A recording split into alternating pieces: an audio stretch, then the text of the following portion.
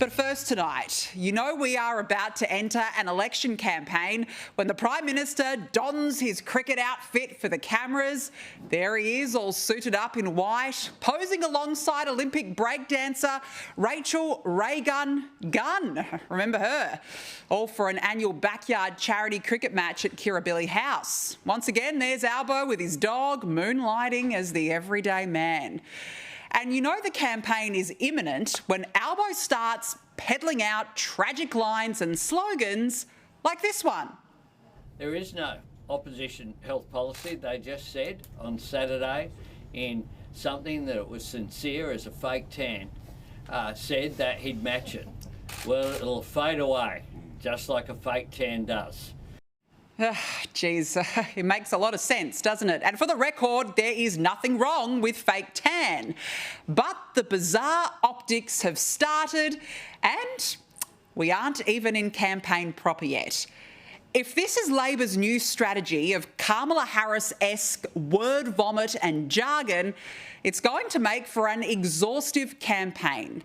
And it seems as though this is not the only strategy being adopted by Labor, because it's become increasingly obvious when the Prime Minister has had enough of serious and important questions by reporters, the strategy is to snap and avoid. He seems to be only comfortable and at ease when he is talking about Peter Dutton. Now, as we know, the polls are bad for Albo. And as he and his policies get more desperate, he gets more angry. The Prime Minister was today spruiking his $8.5 billion Medicare pledge, pretending like Dutton has not pledged the exact same policy, and was asked a genuine question: who's paying for it? But Albo doesn't want a bar of it. The economists are saying that this pre-election spending is going to be paid for by taxpayers paying in the form of bracket creep. What this is an investment. Peter, I'm not sure we have an answer on bracket creep there. Is bracket creep a problem that you'll seek to address through more income tax cuts in the next term, or should Australians expect with respect, Paul, I did answer the question. It mightn't be the one that you'd like, but I did answer the question. Well, it's not whether the reporter likes the answer or not. It's an important question for us, the public, to get clarity on. Who is paying and how? And this is important because, according to the Australian Financial Review, Albo has overseen the biggest spending increase for a first-term government since Gough Whitlam in the 1970s. Labor has made more than $120 billion worth of discretionary spending decisions from its 3 budgets. And there are billions more in yet-to-be accounted-for election promises, like the increase in bulk billing. In fact, economist Chris Richardson has warned there's only one real possibility to pay for it, and that's through higher income taxes and bracket creep. So there's certainly nothing free about Albo's free GP visits. He's on a spending bonanza with our money, and the contempt he shows when he snaps at the very question of it tells you everything you need to know about this Prime Minister. He will do and say anything to win, but not when he's asked about it. Then, of course, at the weekend, 3 Chinese warships took part in live fire drills off the east coast. This is serious because we're talking about lives at stake as passenger jets were rerouted.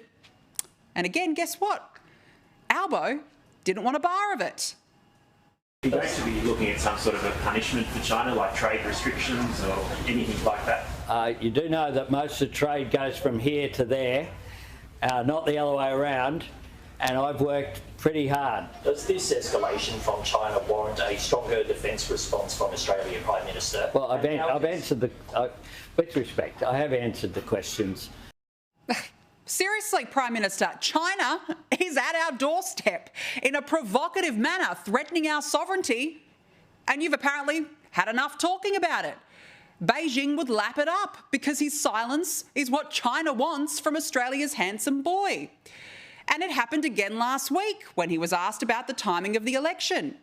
Gather round in the election, they might coincide. It's so boring. It's so boring. The questions. No, gather round's fantastic. Just one of the initiatives. What's boring is questions about election timing. And Because you ask it, I've been asked it for a year. Yep, doesn't want to know about that either. And on his quasi-New Year election campaign, it happened again. That's not our slogan. Good try. Is there a one-word slogan, one-sentence slogan you would use? I mean, We're using. We've done this with backdrops.